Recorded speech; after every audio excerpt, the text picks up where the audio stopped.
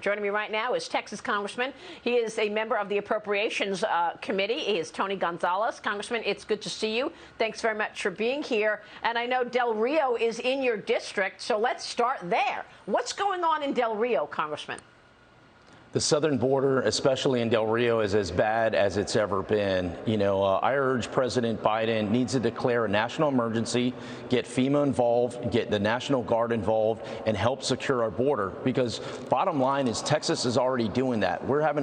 Texas is having to spend resources in order to secure the southern border. The chaos that it has created, the economic impact, by having the Del Rio International Bridge shut down has created an economic impact on small businesses in and around this community. It's a terrible thing. It's not getting any better. The bulk of migrants aren't getting returned back to their country of origin. They're getting released to get a court date years later. Only hundreds of migrants are getting sent back to Haiti. Many of them are becoming unruly, and they're attacking Border Patrol agents. I mean, it is all a chaotic mess that starts and ends with the Biden administration. Well, I don't understand how it is possible that the administration is not acting. I mean, this is now in our faces. At one point, there were 15,000 people under that bridge waiting. Tell me where these people are going when they're getting the NTR notice to report in a year, 2 years, 5 years, whatever it is. Where are they going then? Do we know where in America these migrants are being transported to? Yeah, I was in Del Rio on Thursday, and as I was making my way around, speaking with the various different migrants, many of them were headed to South Florida. Many of them were trying to head to communities with other Haitians are at. Now, the reason they're coming through Del Rio is because it's a criminal organizations. These cartels have created this efficient process that brings them through Del Rio. They get processed. They go, but everyone's impacted. They're getting bused to San Antonio, oftentimes to San Antonio, and they're getting flown from San Antonio to their host city, whatever it may be. But the problem is they're not getting court dates for years on end. This problem can be solved with a few different things. One of those pieces is adding immigration judges to the border, so that way when folks come over, they get their case heard immediately. And guess what? If you don't qualify for asylum, you need to be returned to your country of origin. And right now, about 88 to 89%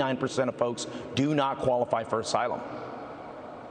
Unbelievable. It's amazing to me that in Afghanistan, you've got the Taliban running things, deciding on who gets into America. And here at the border, you've got the Mexican cartels deciding who gets into America. How much are the Mexican cartels being paid each head that they say, yes, you can get into America? Are they bringing drugs? When I was there was fentanyl coming onto the border as well. And what about COVID testing? Go through those three items for us real quick, because I want to get to infrastructure and the spending plans before you go.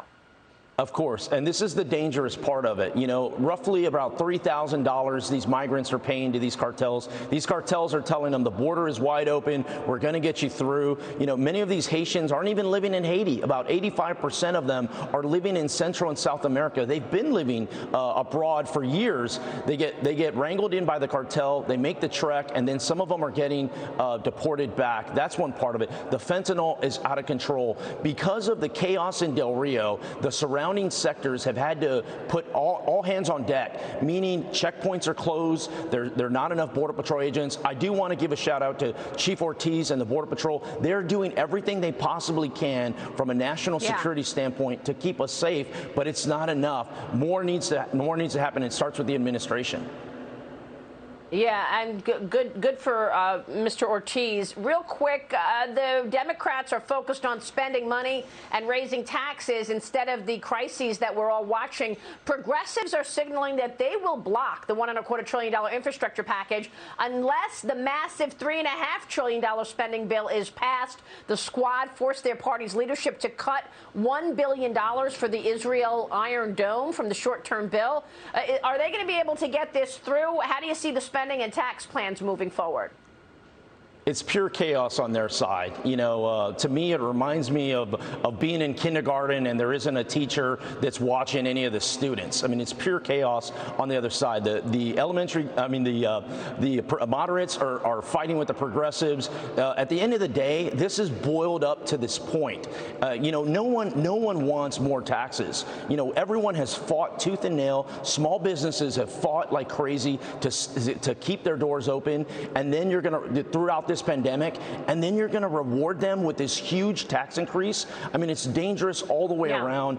And folks at home, especially in those moderate districts, they're going to be held accountable. And when the Republicans win back the House in 22, it's going to be on us to correct all of these wrongs.